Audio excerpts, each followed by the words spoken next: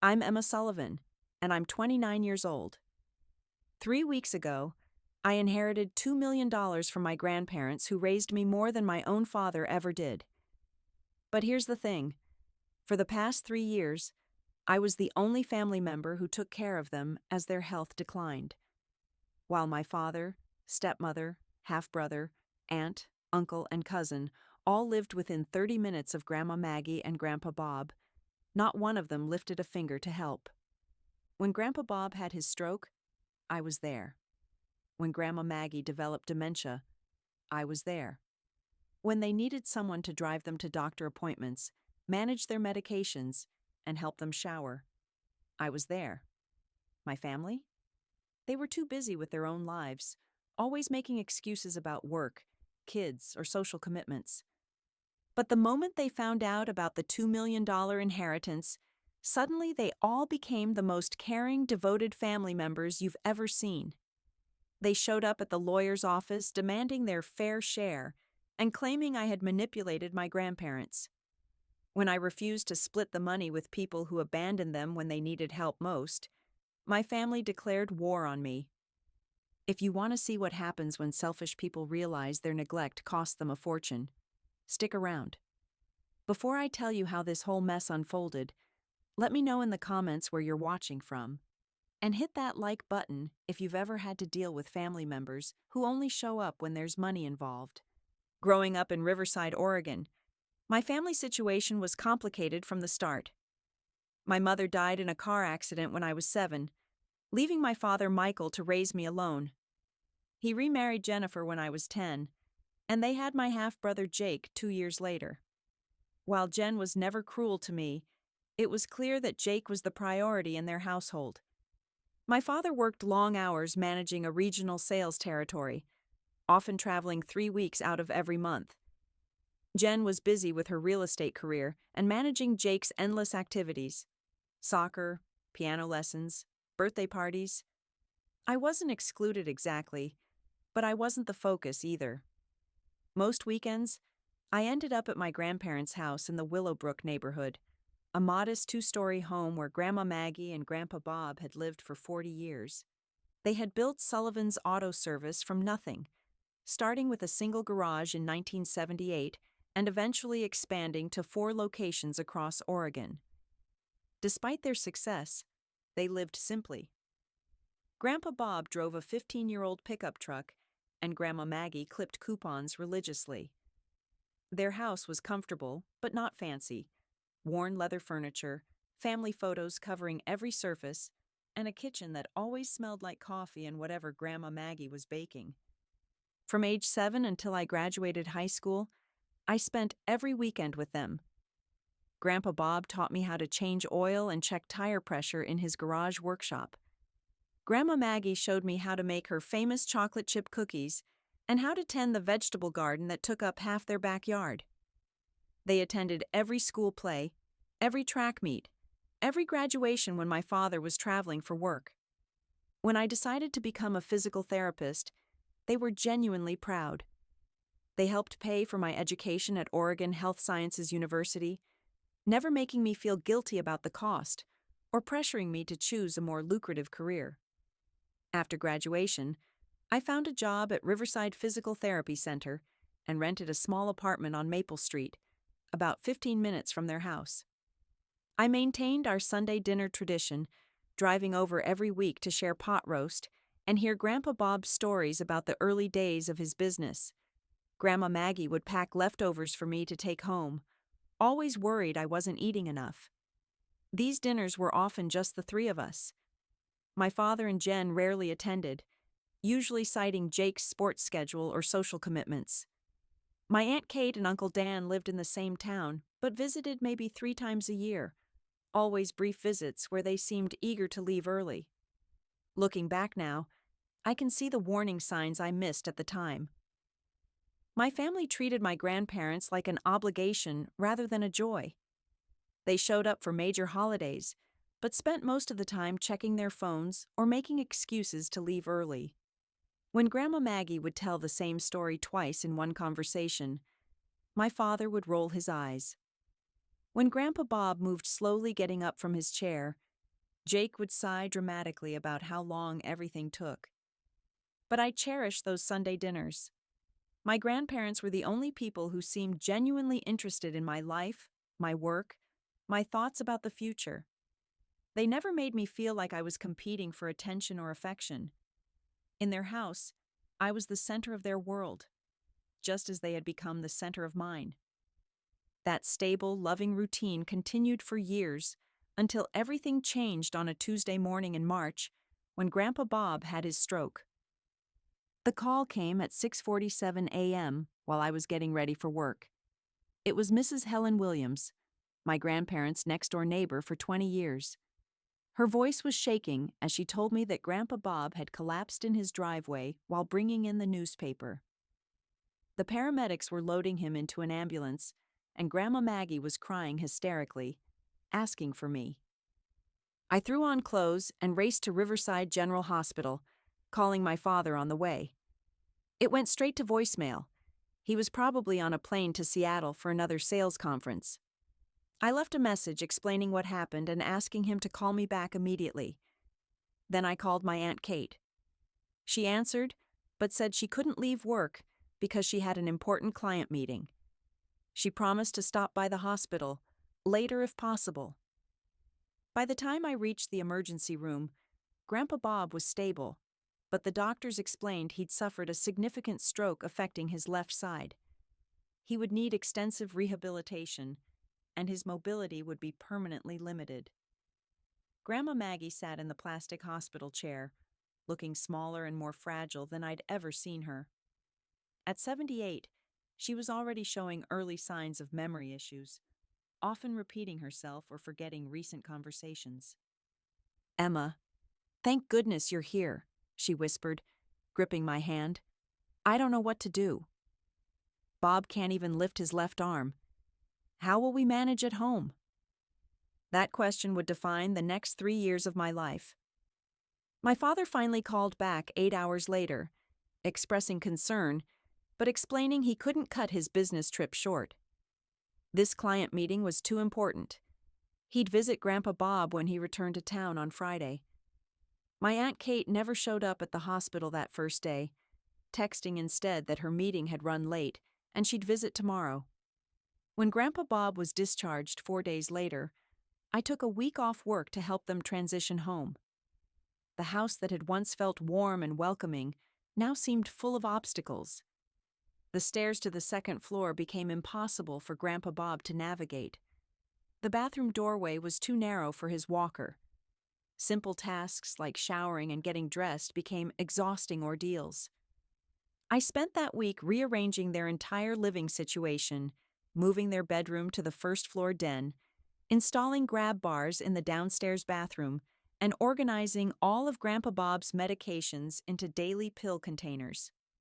Grandma Maggie tried to help, but became overwhelmed easily, sometimes forgetting which pills he'd already taken or becoming confused about his physical therapy exercises. When I returned to work, I assumed other family members would step in to help establish a routine. I was wrong. My father visited exactly twice in the first month after Grandpa Bob's stroke. Both visits lasted less than an hour, with him checking his phone constantly and leaving as soon as possible. He'd ask general questions like, "How are you feeling, Dad?" but never offered practical help or asked what they actually needed. My Aunt Kate's visits were even more sporadic. She'd stop by for 20 minutes, usually when she was in the neighborhood for something else, bringing flowers or cookies as if this was a social call rather than a family crisis. She'd coo over how resilient they were and promise to visit more often, then disappear for weeks. Jake, my half-brother, was finishing his senior year of college and completely absorbed in his social life. He visited exactly once, spent the entire time texting his girlfriend, and complained that the house smelled like old people and medicine. My cousin Brittany was even worse, making excuses about being too busy with her new job to visit, but posting constantly on social media about her weekend trips and restaurant outings. As weeks turned into months, it became clear that I was on my own. I rearranged my work schedule to visit them every morning before my first patient, checking that Grandpa Bob had taken his medications and that Grandma Maggie hadn't left the stove on. I grocery shopped for them every weekend, picking up prescriptions and handling their banking since Grandma Maggie was becoming increasingly confused about numbers. The worst part was watching Grandpa Bob's frustration with his limitations. This man who had built a successful business with his own hands could no longer button his shirts or cut his food. He'd try to hide his struggles, but I'd catch him staring at his left hand as if willing it to work properly. Grandma Maggie's memory issues were progressing too.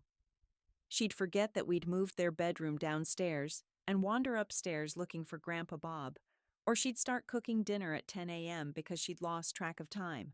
I suggested hiring professional help, but they resisted, saying they didn't want strangers in their house. More honestly, I think they were worried about the expense. Despite owning a successful business, they'd always been frugal, and the idea of paying for care felt wasteful to them. 6 months after the stroke, when it became obvious they needed more support than I could provide while working full-time, I finally convinced them to accept a part-time home health aide.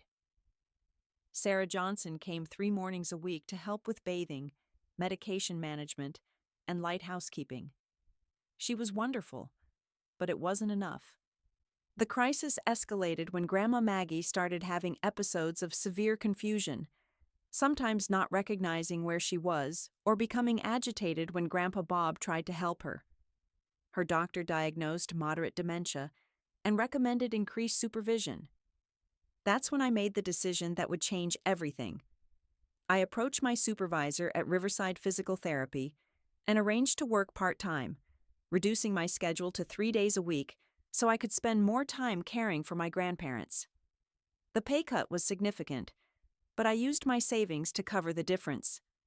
I figured this was temporary, that other family members would eventually step up, or that we'd find a long-term care solution that worked for everyone. I figured wrong.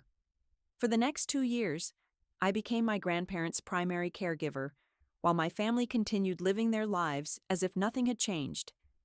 I developed a routine that revolved entirely around their needs. Monday, Wednesday, and Friday, I worked at the physical therapy clinic.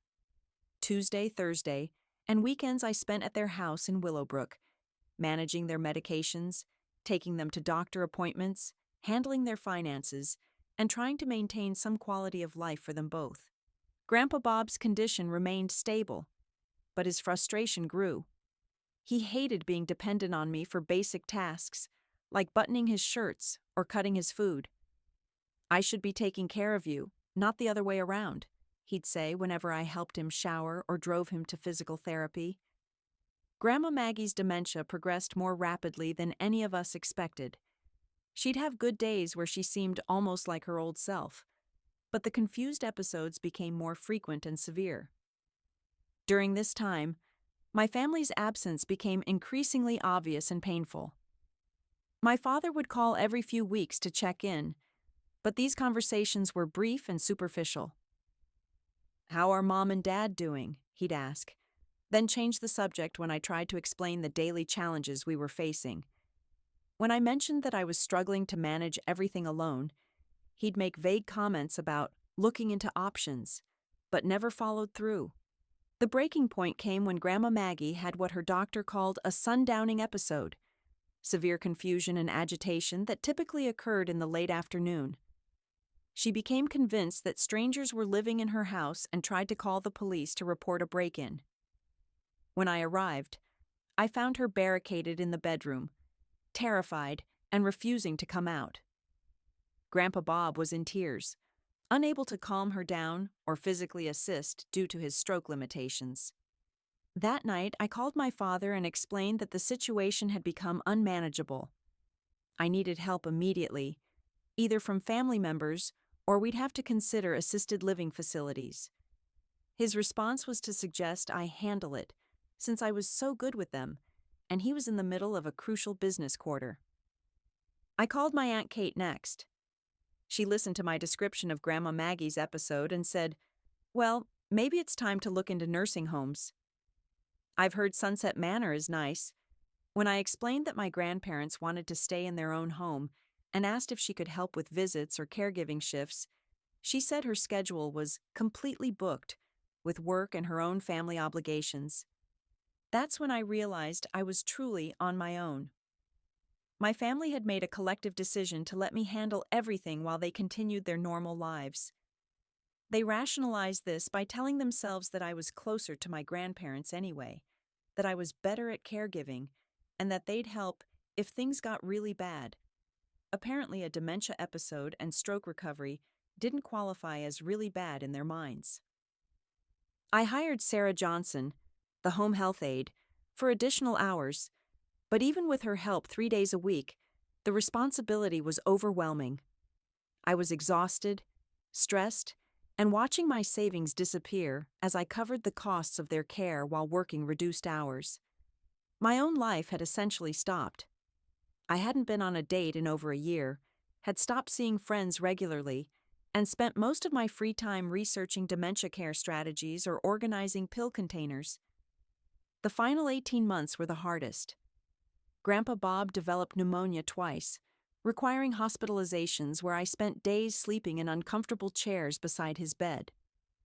Grandma Maggie's condition deteriorated to the point where she rarely recognized me and often became agitated about imaginary threats. There were nights when I'd get calls at 2 a.m. because she'd wandered outside in her nightgown, confused about where she was.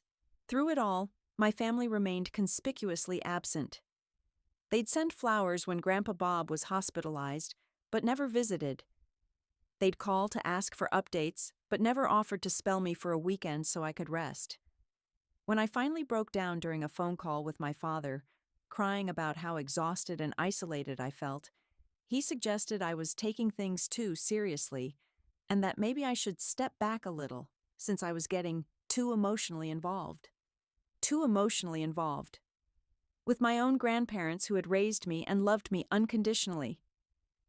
The end came suddenly. Grandpa Bob passed away peacefully in his sleep on a Tuesday morning in February. I found him when I arrived for my regular morning check. Grandma Maggie didn't understand what had happened, asking repeatedly where Bob had gone and when he'd be back home. The funeral was a surreal experience. My family appeared in force, suddenly the grieving children and grandchildren, accepting condolences and acting as if they'd been devoted caregivers all along. After Grandpa Bob's death, Grandma Maggie's decline accelerated rapidly. Without her husband of 56 years, she seemed to lose her anchor to reality entirely. She stopped eating regularly, forgot how to use basic household items, and became increasingly agitated. I moved into their house temporarily to provide round-the-clock care, taking a leave of absence from work that I couldn't afford. 6 weeks later, Grandma Maggie passed away quietly in her favorite chair while I was reading to her from one of her romance novels. She'd been looking at family photos, and in her final lucid moment, she squeezed my hand and whispered, "Thank you for everything, sweetheart. You were the best granddaughter we could have asked for."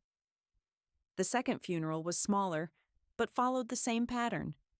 My family emerged from their busy lives to play the role of mourning relatives, accepting sympathy and organizing arrangements as if they'd been present throughout my grandparents' final years. No one mentioned the 3 years I'd spent as their sole caregiver. No one acknowledged the sacrifices I'd made or the isolation I'd endured. 2 weeks after we buried Grandma Maggie, I received a call from Patricia Morse, my grandparents' attorney. She requested that I, along with my immediate family, come to her office for the reading of the will. "There are some provisions that will require family discussion," she said carefully. "I'd recommend that everyone attend." I assumed this meant there would be decisions to make about the house and the auto repair business. I had no idea that my grandparents had been quietly documenting everything, or that they'd made decisions that would finally reveal my family's true priorities. The morning of the will reading, I arrived at Patricia Morse's office 15 minutes early, wearing the same black dress I'd worn to both funerals. The law firm occupied a converted Victorian house downtown, its waiting room decorated with antique furniture and legal books that looked like they'd never been opened. I'd met Patricia briefly at the funerals, but this was my first real interaction with the woman who had handled my grandparents' legal affairs for over 20 years. She greeted me with a warm handshake and genuine sympathy. "Emma, I'm so sorry for your loss.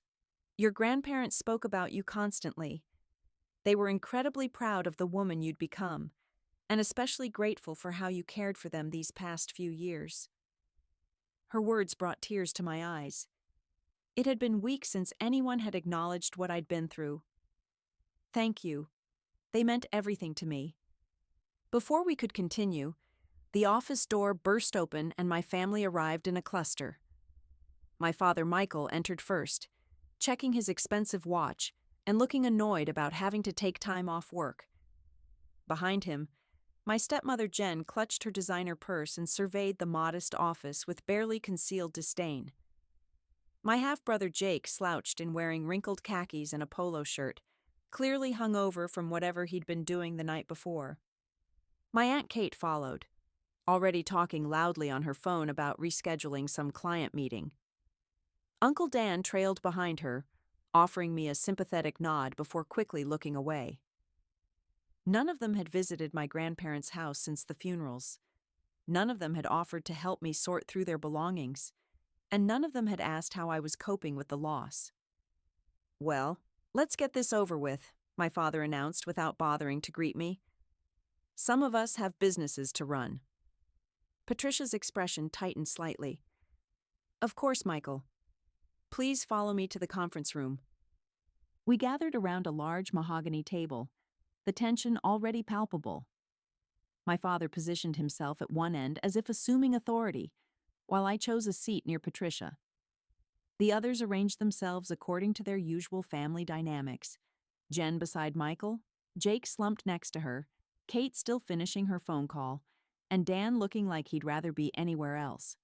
"Before we begin," Patricia said, opening a leather portfolio, "I want to clarify that Robert and Margaret were of completely sound mind when they updated their will 18 months ago. They were very thorough in their considerations and explicit about their reasoning." My father waved dismissively. "Just read it, Patricia. Standard inheritance procedure. Dad built the business. We're his children. Let's not overcomplicate things." Patricia ignored his interruption and began reading the formal legal language that opened the will. My family shifted impatiently as she detailed the revocation of previous wills and appointment of executors. Finally, she reached the section everyone was waiting for. "We hereby bequeath our entire estate, including all cash assets totaling approximately $800,000, our investment portfolio valued at approximately $600,000, all real estate holdings including our primary residence valued at approximately $400,000, and our ownership stake in Sullivan's Auto Service valued at approximately $200,000, for a total estate value of approximately $2 million, to our beloved granddaughter, Emma Margaret Sullivan." The silence was deafening. I stopped breathing, certain I'd misheard. Patricia continued, "We specifically and intentionally make no provisions for our son Michael Sullivan, our daughter-in-law Jennifer Sullivan, our grandson Jake Sullivan, our daughter Catherine Thompson, our son-in-law Daniel Thompson, or our granddaughter Brittany Thompson." "What?" My father shot up so violently his chair tipped backward. "Let me see that document." He lunged across the table, but Patricia calmly moved the will out of his reach. "There's more, Michael. Your parents recorded a video message explaining their decision."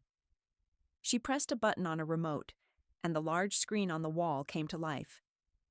My grandparents appeared, sitting on their familiar living room sofa. My heart clenched, seeing them alive again, looking exactly as they had during one of our Sunday dinners. Grandpa Bob spoke first, his voice slightly slurred from the stroke, but determined. "If you're watching this, it means Maggie and I have both passed on. We want to explain our decision about the inheritance so there's no confusion." Grandma Maggie continued, her words clear and deliberate despite the dementia that would later claim her. "Michael, Kate, we love you as our children, but we've been deeply disappointed by how you've treated us in our final years, and especially by how you've treated Emma." The video continued for 10 excruciating minutes. My grandparents methodically detailed the past 3 years, how I had sacrificed my career and savings to care for them while the rest of the family remained absent. They described specific incidents: the time my father hung up on me when I called crying about Grandma Maggie's violent episode, the months when Kate didn't visit at all, the way Jake complained about the smell in their house during his single visit. "Emma gave up her life to care for us," Grandpa Bob said, his eyes fierce despite his physical limitations. "She worked part-time so she could be here when we needed her. She spent her savings on our medical expenses. She slept in hospital chairs and held our hands during the scary moments." Grandma Maggie added, "The rest of you were too busy for us when we were alive. You don't get to benefit from our deaths." As the screen went dark, my father exploded. "This is absolute insanity." They were clearly not thinking straight. Dementia. Stroke. No judge will uphold this garbage. My stepmother Jen turned to me, her voice dripping with false sweetness. "Emma, honey, you understand this isn't right, don't you?" Your grandparents were confused at the end. This money should be shared with the whole family. Before I could respond, Jake jumped in. $2 million for a part-time physical therapist? That's ridiculous. I need startup capital for my business ideas. You can't even manage that kind of money properly." Aunt Kate finally put down her phone, her face flushed with anger. "This is what happens when you manipulate elderly people. Emma, what did you tell them about us? How did you turn them against their own children?" The accusations came fast and furious. I had brainwashed them. I had isolated them from family. I had filled their heads with lies about everyone else's absence. The irony was staggering. They were proving my grandparents' point with every word they spoke.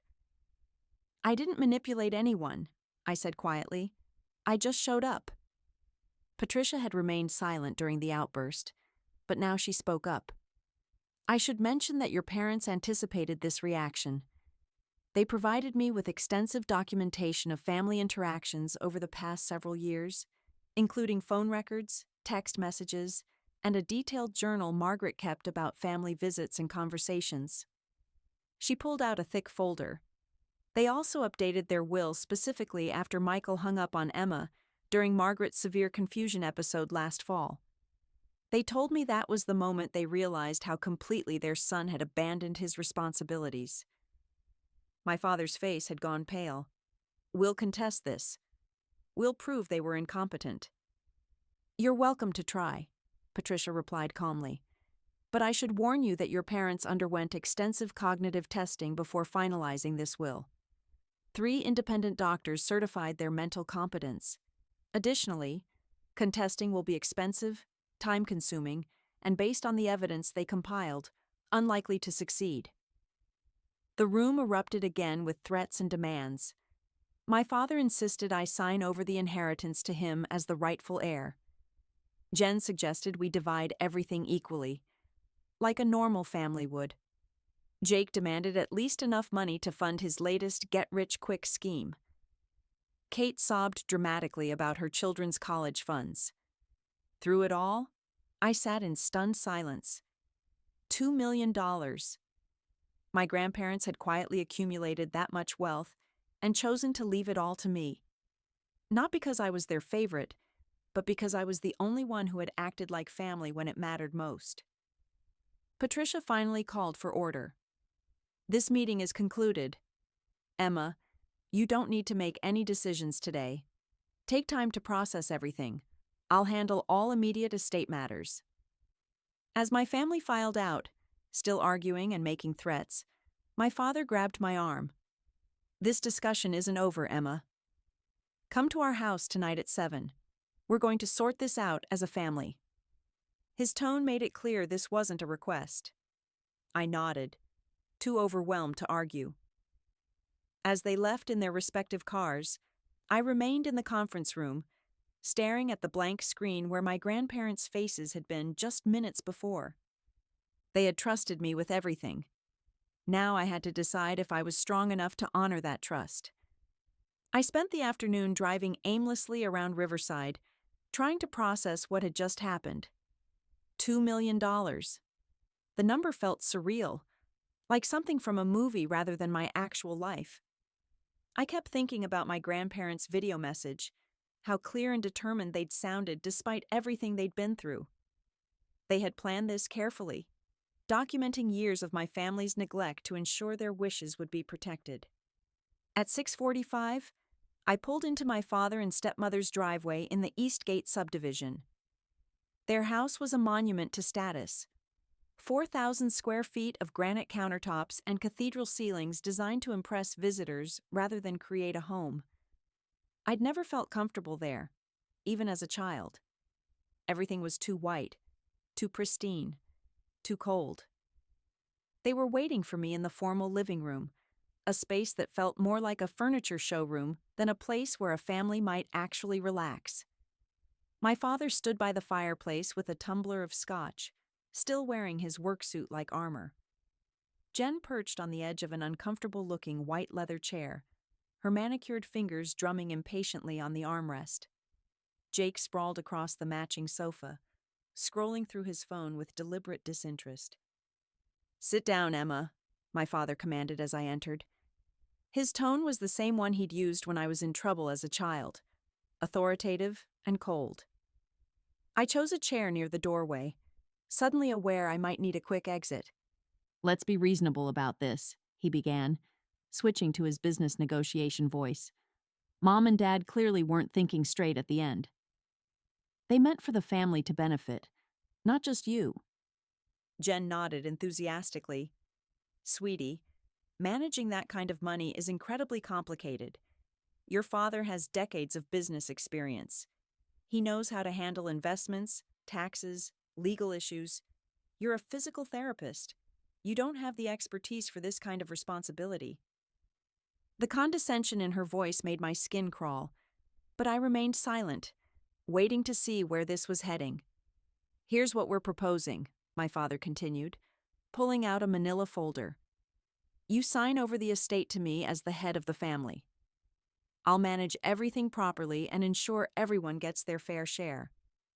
You'll receive a generous portion, let's say 20%, which is more than enough to pay off your student loans and put a down payment on a real house instead of that apartment. 20% of my own inheritance, for taking care of my grandparents for 3 years while they all lived their lives without interruption." "Think about it logically," Jake chimed in, not looking up from his phone. "You don't need $2 million. You live like a nun anyway. I need startup capital for my crypto trading platform. It's going to be huge. This could set me up for life." I stared at him incredulously. Jake had burned through more money in failed ventures than most people earned in a year. His latest business idea involved day trading cryptocurrency from his childhood bedroom while my parents paid his rent and groceries. Before that, it was a meal delivery service that collapsed after 2 weeks. And before that, a social media app that never got past the planning stage. "The house should obviously come to us," Aunt Kate interjected, appearing in the doorway with Uncle Dan trailing behind her. I hadn't heard them arrive. "We have children to consider. Brittany's starting college next year, and the twins need access to better schools. That neighborhood would be perfect for them." The irony was staggering. Kate's children were strangers to me. I'd seen them maybe a dozen times in my entire life, usually at Christmas or major birthdays, where they'd stay for exactly long enough to be polite before disappearing to text their friends. None of them had visited my grandparents during their final years, and I doubted they even remembered what the house looked like. "Plus, there's the business to consider," my father added. "Sullivan's Auto Service needs proper management. I have the experience to expand it, maybe franchise the concept. Under your ownership, it would probably go under within a year." As the evening progressed, their tactics became more sophisticated. When demands didn't work, they switched to guilt and manipulation. After everything we've done for you, Jen said, her eyes welling up with crocodile tears, we took you in when your mother died. We gave you a stable home, paid for your education, treated you like our own daughter. This is how you repay that generosity? I nearly choked on my water. Generosity? They had provided the basics because legally they had to, but I'd never felt like part of their family. Jake had always been the golden child, the one whose achievements were celebrated and whose failures were excused. I was the obligation they'd inherited along with my father's first marriage. When was the last time you called just to check on me? I asked quietly. When did you ever come to one of my work events or ask about my life without needing something? My father's expression hardened. Don't try to turn this around, Emma. We're not the ones who manipulated elderly relatives into changing their will. The accusation hung in the air like poison. According to them, my 3 years of caregiving, my sacrificed career, my depleted savings, my countless sleepless nights, all of it was manipulation. Not love, not duty, not basic human decency, just a calculated scheme to inherit money. We're trying to be fair here, my father continued, but our patience has limits. You have a choice to make, Emma. Either you sign those transfer documents and remain part of this family, or you take your inheritance and consider yourself completely cut off from us. The ultimatum was delivered with chilling calm. Choose the money or choose the family. As if they'd been a real family to me during the years when I needed them most. I understand you think you're entitled to everything, my father continued, but that's not how the world works. Family means sharing, compromising, putting the group's needs ahead of your own selfish desires. Selfish desires. Like wanting recognition for 3 years of unpaid caregiving. Like honoring my grandparents' explicit wishes. Like not rewarding people who had abandoned their dying parents. Jake looked up from his phone for the first time all evening. You know what your problem is, Emma? You think you're better than everyone else. You act all noble and selfless, but you're just as greedy as anyone. The only difference is you're sneakier about it. The casual cruelty of his words hit me like a physical blow. This was my half-brother, someone I'd tried to build a relationship with despite our age difference and his obvious resentment of my existence. To him, I wasn't a sister who'd sacrificed for our grandparents. I was a competitor who'd won a game he didn't even know was being played. The documents are ready, my father announced, sliding papers across the coffee table along with a pen. Sign them now, and we can put this whole mess behind us. We'll handle everything properly, and you can go back to your simple little life without all this stress and responsibility. I picked up the papers and read them carefully. The language was broad and encompassing, essentially signing away all rights to anything my grandparents had left me. In exchange, I would receive a percentage to be determined at Michael Sullivan's sole discretion at some undefined future date. They had drafted documents to steal my inheritance and were presenting it as a favor to me. I set the papers down and took a deep breath. The room went completely silent, except for the ticking of an expensive clock on the mantel. No, I said quietly. What did you say? My father asked, his voice dangerously low. I said no. I won't sign this, and I won't sign anything like it. Grandma Maggie and Grandpa Bob trusted me with their legacy for a reason. I intend to honor that trust. The explosion that followed was unlike anything I'd experienced in our family's usually controlled emotional landscape. My father's face turned purple as he screamed about ingratitude and manipulation. Jen launched into a tirade about how I'd always been difficult and ungrateful. Jake called me names I won't repeat. Kate sobbed dramatically about her children's futures being destroyed by my selfishness. Through it all, I remained calm. The word no had become a shield around me, protecting me from their rage and desperation. Finally, my father slammed his glass down so hard it shattered against the granite coffee table. Fine, he snarled. You want to play hardball? You've just made the biggest mistake of your life. He stalked toward me, pointing his finger inches from my face. You have until tomorrow morning to reconsider. After that, we file suit to contest the will. We'll drag this through court for years. We'll make your life hell, and we'll win. The threat hung between us like a declaration of war. I looked around at the faces of my family members, searching for any sign of love or understanding. I found none. I'm not changing my mind, I said firmly, standing up. I'm sorry you feel this way, but I have to respect what they wanted. Then you're no longer welcome in this family, my father said coldly. Pack up whatever's at your apartment and get out. Consider yourself disowned. As I walked toward the door, he called after me. Don't think this is over, Emma. You have no idea what you've just started. Standing in their driveway under the harsh porch lights, I felt the weight of what had just happened. In choosing to honor my grandparents' wishes, I had lost the only family I had left. They were flawed and distant, but they were still my family. Now I was truly alone, with only their money and my principles to keep me company. I drove home in a daze, my father's words echoing in my mind. Consider yourself disowned. After 3 years of sacrificing everything for my grandparents while my family lived their normal lives, they had cast me out for refusing to hand over the inheritance I'd earned through sleepless nights and emptied savings accounts. My apartment on Maple Street felt smaller than usual when I walked in. The place I'd called home for 5 years suddenly seemed temporary, fragile. I sat on my second-hand couch and finally allowed myself to cry, deep, heaving sobs that shook my entire body. I cried for my grandparents, whose absence felt more acute than ever. I cried for the family I'd always hoped to have but never really did. Mostly I cried for myself, suddenly adrift in a world that had completely changed. Around midnight, my phone started buzzing with text messages. The first few were from my father, alternating between threats and attempts at manipulation. You have 12 hours to reconsider before we file suit.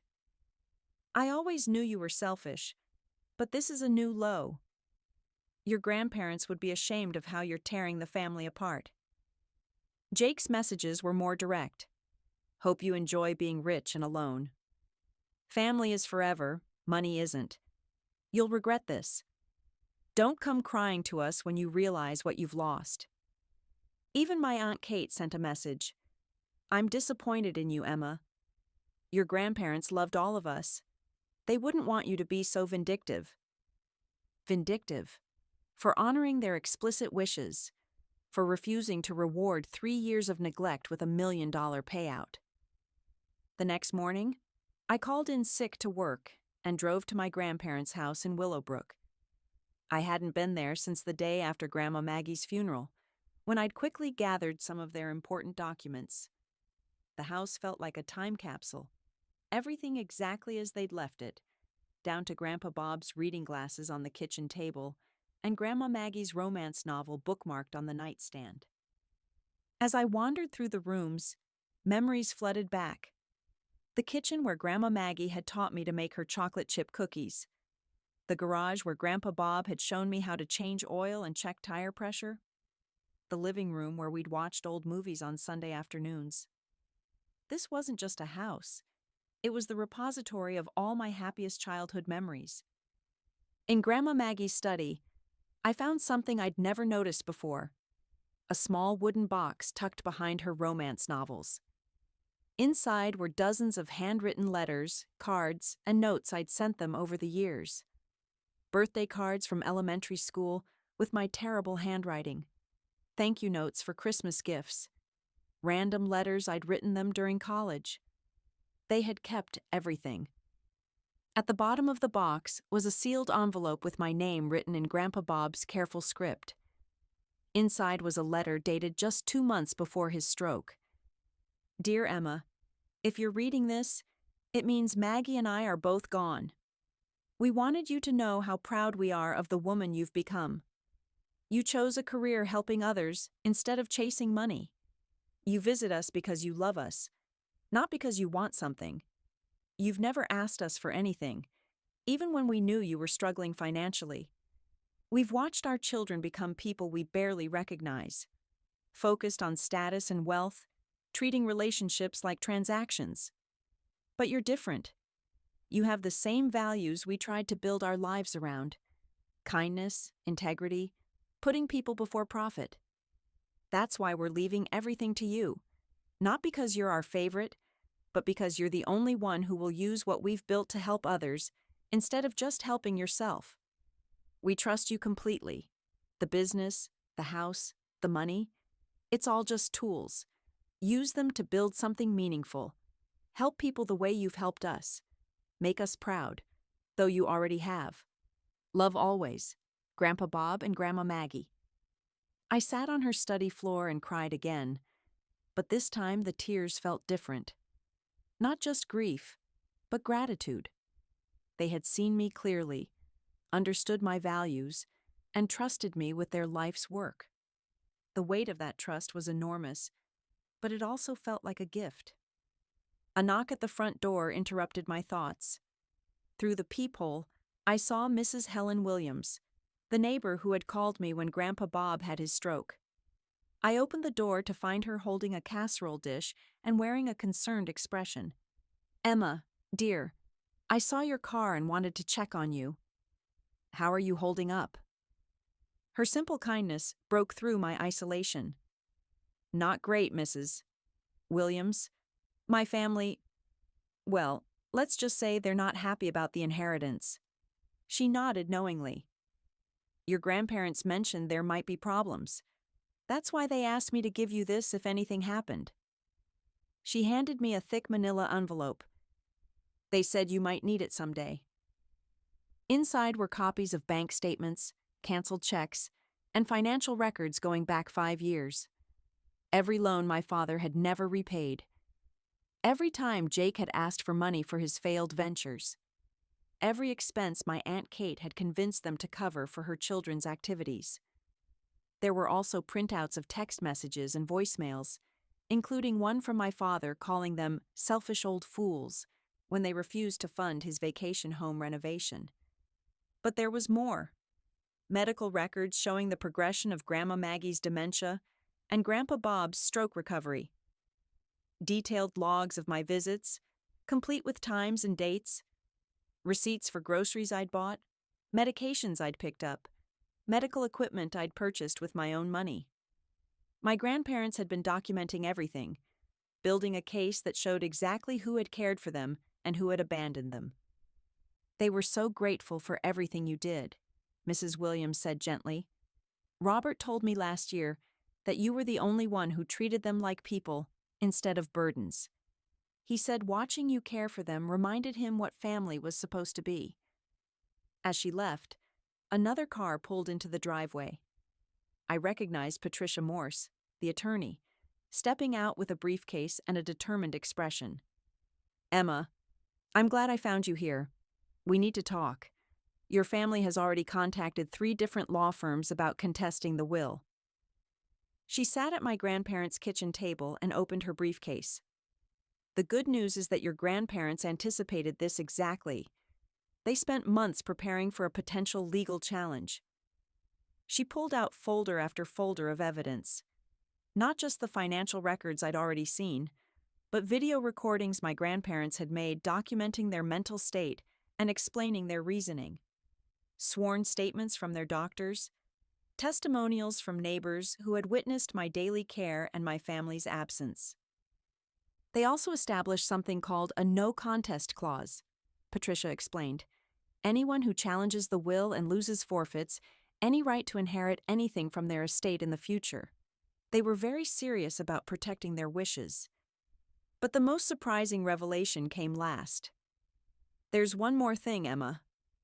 Your grandparents didn't just leave you money. They left you allies." She handed me a list of names and phone numbers. Sarah Johnson, the home health aide who had helped care for them. Dr. Martinez, their longtime physician. Tom Reynolds, their accountant. Frank Chen, their business manager, even some of their longtime employees at Sullivan's Auto Service. They all knew this day might come, Patricia said. They all witnessed how you cared for your grandparents and how your family behaved. They're prepared to testify on your behalf if necessary. For the first time since the will reading, I felt something other than grief and isolation. I felt supported. My grandparents hadn't just left me money. They'd left me a community of people who understood what had really happened, who could bear witness to the truth if my family tried to rewrite history. What do I do now? I asked Patricia. Now?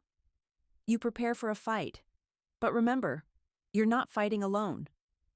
As she packed up her materials, I looked around the kitchen where I'd shared so many Sunday dinners with my grandparents. Tomorrow, my family would probably file their lawsuit. They'd try to paint me as a manipulative gold digger who had stolen their rightful inheritance. But I had something they didn't. The truth, carefully documented and witnessed by people who had seen everything. My grandparents had spent their final years not just receiving my care, but preparing to protect me from the family members who would inevitably emerge from the shadows, demanding their share of wealth they'd done nothing to earn. I wasn't rich yet. The estate was still in probate. But I was no longer alone. And for the first time since this nightmare began, I felt like I might actually be strong enough to honor the trust my grandparents had placed in me. 3 days later, my phone buzzed with a text from Jake. Hope you enjoyed your little victory. We're coming to collect what's rightfully ours tomorrow at 10 a.m. Better not try to stop us, or things will get ugly. I forwarded the message to Patricia, who responded immediately. Stay at the house. Don't let them in. I'm calling in reinforcements. The next morning, I arrived at my grandparents' house at 8 a.m. to find Patricia already there with coffee and a grim expression. Your family hired Thompson and Associates. They're known for aggressive tactics in inheritance disputes. But we're ready for them. By 9:30, the house had filled with an unexpected support network. Sarah Johnson, the home health aide, arrived first with a folder of detailed care logs she'd kept during her time with my grandparents. Dr. Martinez came next, carrying medical records that documented my grandparents' mental competency right up until their deaths. Tom Reynolds, their accountant, brought financial records showing years of unpaid loans to my family members. Most surprising was the arrival of 3 employees from Sullivan's Auto Service, people who had worked for my grandparents for over a decade and witnessed firsthand how my family had treated them during business visits. Even Mrs. Williams came, bringing a plate of cookies and a determined expression that suggested she was ready for battle. Your grandparents asked all of us to be here if this day came, Doctor, Martinez explained. They knew your family would challenge their decision, and they wanted witnesses who could speak to the truth. At exactly 10 a.m., 3 cars pulled into the driveway. My father's black sedan led the procession, followed by Aunt Kate's SUV and a third vehicle I didn't recognize. They emerged as a united front. My father in his most expensive suit, Jen carrying a leather portfolio like she was heading to a business meeting, Jake wearing the first clean clothes I'd seen him in months, and Kate and Dan looking uncomfortable but determined. The third car disgorged 2 men in expensive suits who were obviously the attorneys they'd hired. Patricia opened the front door before they could knock. Michael, Catherine, I assume you're here about the will. Please come in.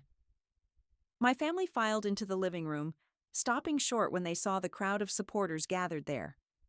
My father's confident expression faltered slightly. What is this? He demanded.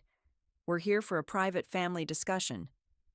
Actually, said one of the attorneys, a thin man with cold eyes, we're here to formally contest the will on grounds of undue influence and mental incompetency.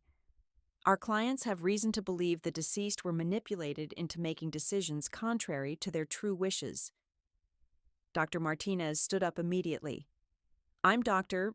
Elena Martinez, Robert and Margaret's physician for 15 years. I can definitively state that both were mentally competent until their deaths. I have extensive medical documentation to support this. The attorney looked annoyed. We have our own medical experts who will testify otherwise. Based on what evidence? Patricia asked smoothly. Because I have video recordings of Robert and Margaret explaining their decision in detail, recorded just 6 months ago with 3 independent witnesses present. She pressed a button on her laptop, and my grandparents appeared on the wall-mounted TV. But this wasn't the video from the will reading. This was new footage I'd never seen. We want to be very clear about why we're leaving everything to Emma, Grandpa Bob said, his voice strong despite his stroke-affected speech. For 3 years, she's been our primary caregiver, while our other family members live their lives as if we didn't exist. Grandma Maggie, lucid and articulate in this earlier recording, added specific details that made my family visibly uncomfortable. Michael hasn't visited us in 4 months. When Emma called him crying about my confusion episode, he told her she was being dramatic and hung up. Catherine promised to help with doctor appointments but never followed through. Jake visited once and complained that our house smelled like old people. The video continued with my grandparents methodically documenting years of neglect, contrasted with detailed appreciation for my sacrifices. They mentioned my reduced work schedule, my depleted savings, my daily visits during their final months. Emma gave up her life to care for us, Grandpa Bob concluded. She never asked for anything in return. She deserves everything we're leaving her. As the video ended, Sarah Johnson stepped forward with her care logs. I was their home health aide for 2 years. In all that time, I saw Emma here almost daily. She managed their medications, took them to appointments, handled their shopping, and provided emotional support. The rest of the family? Maybe a dozen visits total. Tom Reynolds opened his financial records. Michael borrowed $50,000 3 years ago for a business investment and never repaid it. Jake received $15,000 for various failed ventures. Catherine convinced them to pay for her daughter's private school tuition. None of these were loans. They were gifts that depleted the estate while Emma was spending her own money on their care. One by one, the witnesses presented evidence that painted a devastating picture of my family's behavior. Mrs. Williams testified about finding my grandparents alone and frightened during medical emergencies while I raced over from work. The auto shop employees described my father's hostile visits where he'd pressure his parents about business decisions and complain about their outdated management style. My father's attorney tried to regain control. This is all very touching, but it doesn't change the fact that elderly people are vulnerable to manipulation. Miss Sullivan had undue access and influence during a time when her grandparents were facing cognitive decline. Actually, Dr. Martinez interrupted, Margaret's dementia was mild to moderate and primarily affected short-term memory. Her judgment and understanding of relationships remained intact. Robert's stroke affected his mobility, not his cognitive function. Both were fully capable of making informed decisions about their estate. Patricia pulled out another folder. We also have documentation of every attempt your clients made to access their parents' assets over the past 5 years. This includes the unauthorized attempt to access Robert's retirement account, the forged signature on a company check, and Catherine's attempt to have Margaret declared incompetent when she refused to fund her grandson's college tuition. The color drained from my father's face. Those are taken out of context. Really? Patricia continued. Because we also have recorded voicemails where you called your parents selfish and out of touch when they wouldn't fund your vacation home purchase, and text messages where you complained to your wife about having to deal with their drama when Emma asked for help during their medical crises. Aunt Kate had been quietly crying, but now she spoke up. This is so unfair. They were our parents, too. We loved them.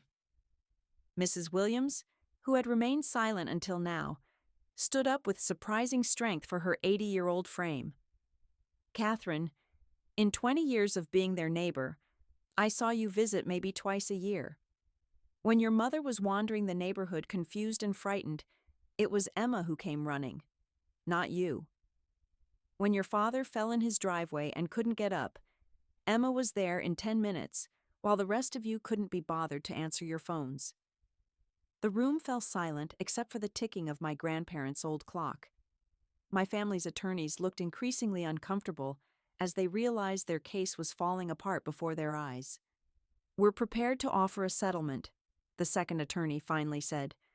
"Our clients are willing to accept a reduced share of the inheritance in exchange for dropping the contest." "No," I said quietly, speaking for the first time since they'd arrived. "There will be no settlement." My grandparents made their wishes clear. They documented their reasoning extensively. They were of sound mind and had excellent advice from qualified professionals. Most importantly, they were right about all of you. I stood up, feeling the strength of my support network behind me. For 3 years, I sacrificed my career, my savings, and my social life to care for 2 people I loved. You abandoned them when they needed you most, and now want to profit from their deaths.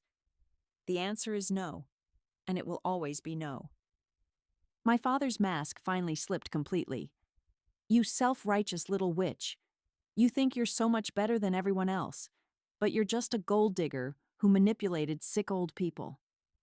The accusation hung in the air for a moment before Dr. Martinez spoke up. "Michael, I've known your daughter for 3 years. She never asked your parents for money, never hinted about inheritance, never tried to influence their decisions about their estate. She simply showed up and cared for them when no one else would. If that makes her a gold digger, then I wish there were more gold diggers in the world." Patricia stood up, signaling the end of the meeting. "Gentlemen, unless you have actual evidence of wrongdoing, which clearly you don't, I suggest you advise your clients to accept their parents' decision and move on with their lives." As my family and their attorneys filed out, defeated and bitter, my father stopped at the doorway. "This isn't over, Emma. Family is forever." "You're right," I replied calmly. "Family is forever. That's why my grandparents chose me." The door closed behind them with finality.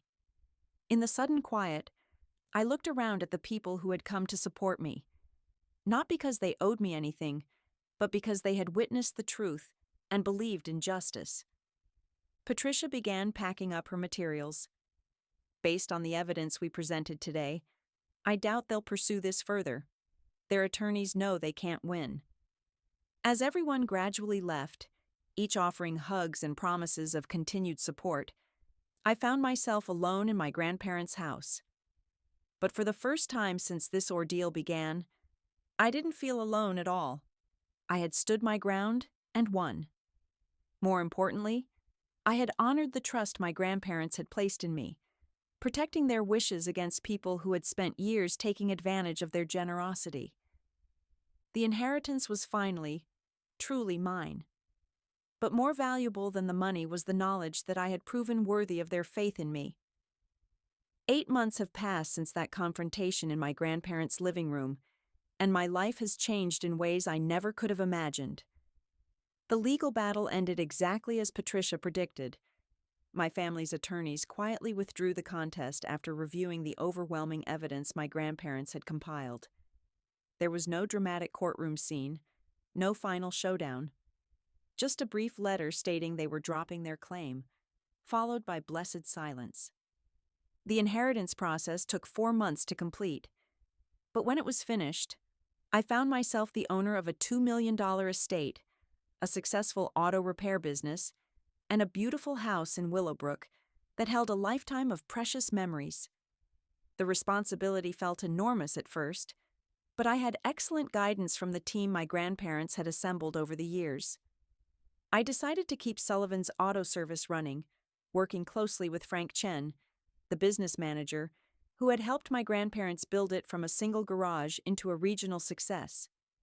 The employees were relieved to learn I had no plans to sell or drastically change operations.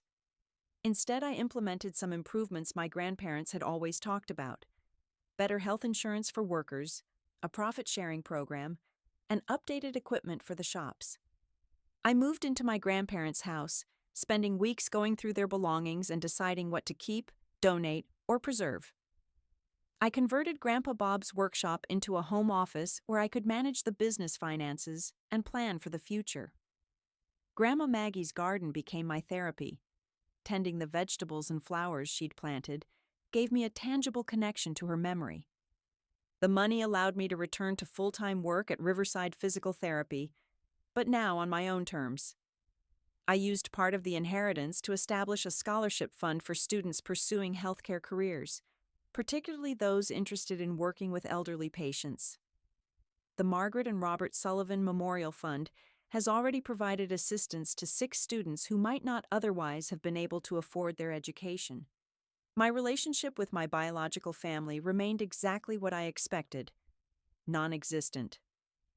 My father made one attempt at reconciliation about 3 months after the legal contest ended, calling to suggest we put this whole mess behind us and act like a family again. His timing was suspicious, coinciding with news that his company was facing financial difficulties. When I politely declined his invitation to Sunday dinner, he became hostile again, accusing me of holding grudges and being vindictive. Jake sent a few text messages over the months, usually when one of his business ventures failed and he needed startup capital. His most recent message came last week. Family should help family. I've got a sure thing this time. Cryptocurrency mining operation. Just need $100,000 to get started. I didn't respond. Aunt Kate tried a different approach, sending Christmas cards and birthday wishes as if nothing had happened, occasionally mentioning how difficult things were financially with college tuition and her mortgage. Her messages had an underlying expectation that I should offer help, but I maintained my boundaries. Instead, I built new traditions with the chosen family my grandparents had introduced me to. Sarah Johnson and I meet for coffee every few weeks, sharing stories about caregiving and discussing the challenges facing elderly people in our community. Dr. Martinez has become both a friend and advisor, helping me understand the healthcare needs that the scholarship fund should address. Mrs. Williams still brings casseroles and garden advice, treating me like the granddaughter she never had. I've also connected with other caregivers through support groups, people who understand the unique challenges of caring for aging relatives while watching other family members remain absent. These relationships have taught me that my experience wasn't unique. Many families fracture under the stress of caregiving responsibilities, revealing true character when people are forced to choose between convenience and compassion. The business has flourished under my ownership. By maintaining my grandparents' values of fair treatment and honest service, Sullivan's Auto Service has actually expanded, opening a 5th location last month. The employees seem genuinely happy to work for someone who treats them as people rather than just labor costs. Several have told me they feel more valued and secure than they have in years. Most importantly, I've found peace with the choices I made. There are still moments when I feel sad about losing my family, particularly during holidays or when I achieve something I'd like to share with them. But those moments pass quickly when I remember how they treated my grandparents during their most vulnerable years. I recently visited their graves for the anniversary of their deaths, bringing fresh flowers and updates about the business and scholarship fund. "I think you'd be proud," I told them quietly. "I'm using everything you left me to help people, just like you did." A gentle breeze rustled the oak tree nearby, and for a moment I could almost hear Grandpa Bob's approval and Grandma Maggie's proud laughter. The inheritance revealed everyone's true priorities, exactly as my grandparents knew it would. Some people saw dollar signs and felt entitled to wealth they'd done nothing to earn. Others saw an opportunity to support someone who had sacrificed for people she loved. The money didn't change who anyone was. It simply revealed who they had always been. I'm still Emma Sullivan, the physical therapist who chose meaning over money. The difference now is that I have the resources to live those values on a larger scale, helping students pursue healthcare careers and ensuring that a business built on integrity continues to thrive. My grandparents trusted me with their legacy, and every day I work to prove worthy of that trust. not because I have to, but because I want to honor the people who saw my character clearly and loved me unconditionally. To anyone watching who has been in a similar situation, whether dealing with difficult family dynamics, caregiving responsibilities, or inheritance disputes, remember that doing the right thing isn't always easy, but it's always worth it. Family isn't just about blood relationships. It's about the people who show up when you need them, who support your values, and who love you for who you are rather than what you can give them. What's your experience with family loyalty and standing up for your principles?